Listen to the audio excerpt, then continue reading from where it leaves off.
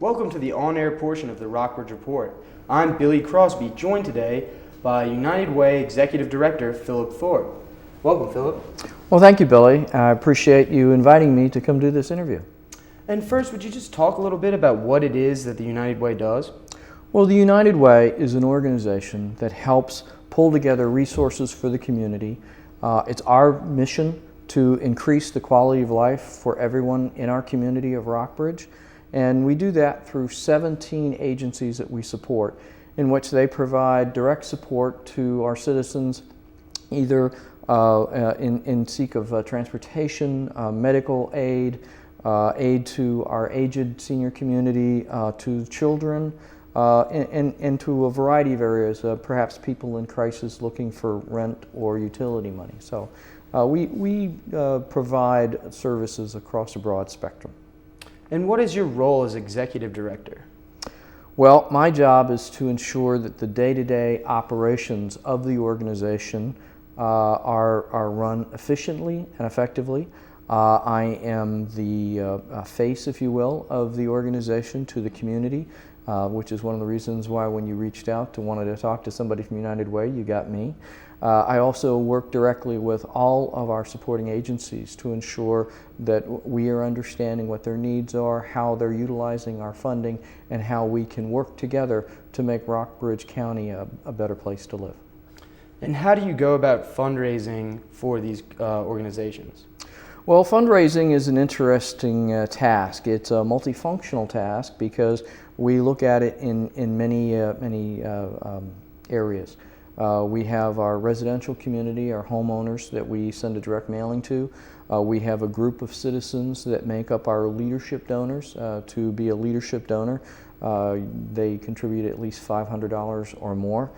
We also go out to the companies and corporations that we have in our local area and ask them not only for corporate money, but also their employees to give through their workplace through payroll deduction.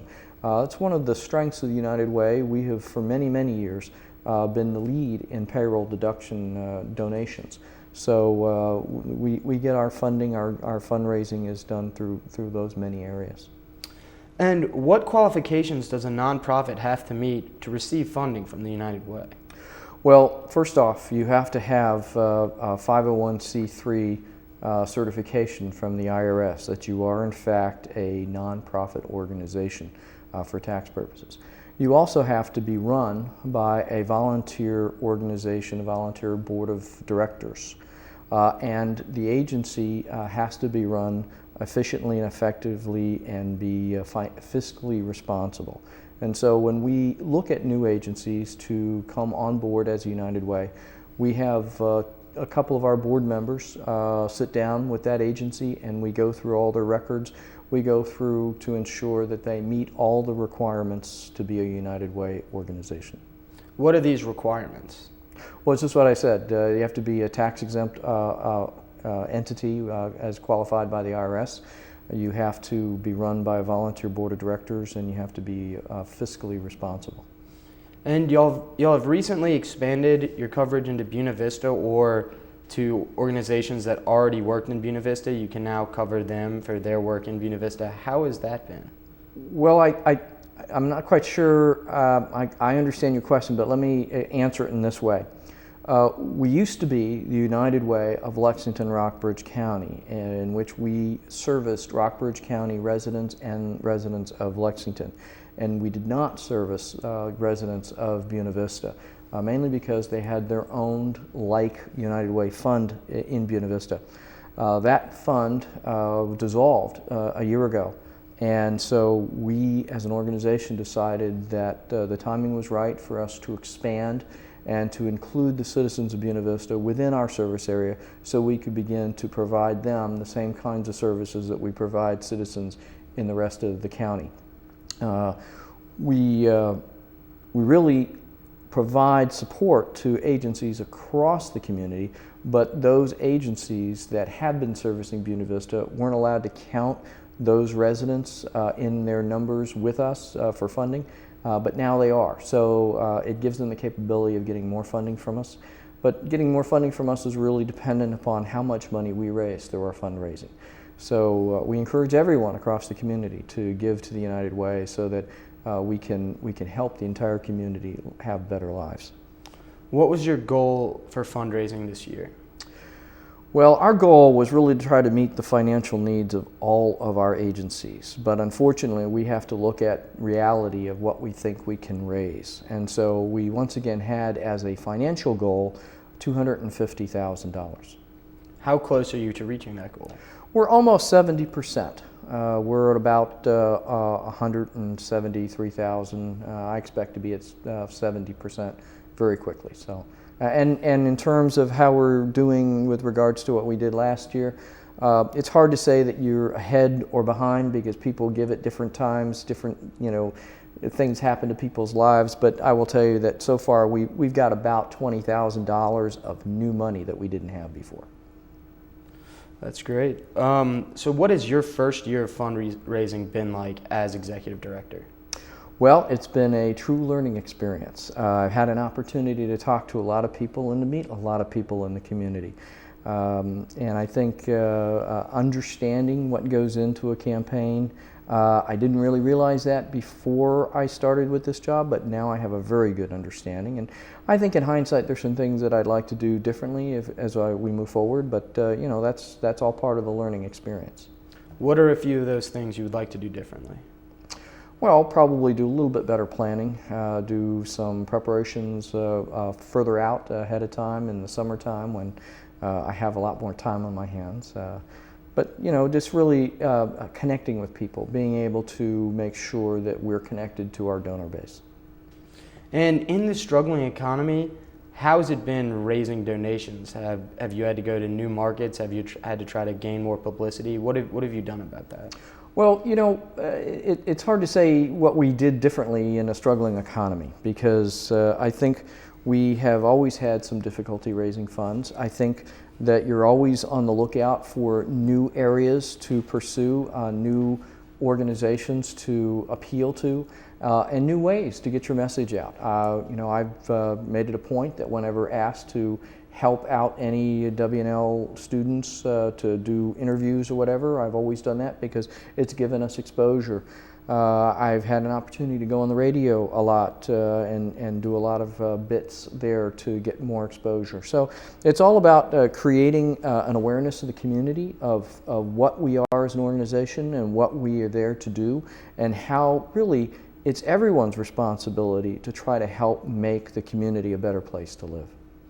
What group gives you the most donations? What group has been the most generous, has been the most forward? And like you said, you've gotten $20,000 that weren't there before. Where has that come from? Well, it's actually come across from all spectrums. We've had some donors who hadn't given for a couple of years that we targeted, and they came through and gave us money that we didn't expect to have. Some of our companies that have given us a little bit in the past gave us a little bit more. Some of our employees of those companies gave us a little bit more. We had some new employees give us some that they never gave us before. So really it's hard to say that any one particular area of our donor base contributed. We have probably a couple of significant areas of where we get donations. Certainly the WNL faculty and administrative staff have been strong supporters of what we do and have always given very generously, and I would like to thank them personally for all their donations. We also have, as I said, a leadership club that give quite substantial amounts of money towards our goal. But when you look across the spectrum, it's good to see that the community really contributes towards the goal.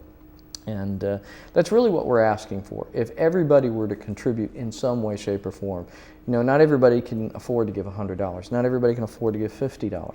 But if they can give whatever they can afford, the act of giving shows that they're willing to participate. They want to make Rockbridge County a better place to live. They really want to make improvements. And so it's really participation is what we're trying to strive for, get more people to participate. And there's a saying I share with everybody. I mean, no one can help everyone, but everyone can help someone.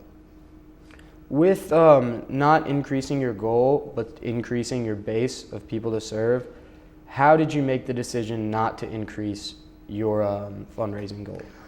Well, it really comes down to what we think we can raise realistically. We set a goal of $250,000. The last couple of years, the organization hasn't been able to make that, but I'm hoping that we'll not only make that goal, but we'll exceed it because of the new monies that we've already seen come in.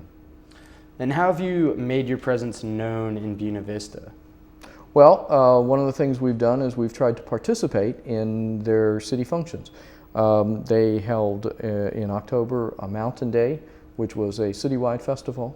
We had a booth there that we talked to a lot of people that came by, told them a little bit about us, and gave away free balloons. So hopefully we didn't pollute the environment too much, but you know, we've tried to participate in a variety of things with Buena Vista.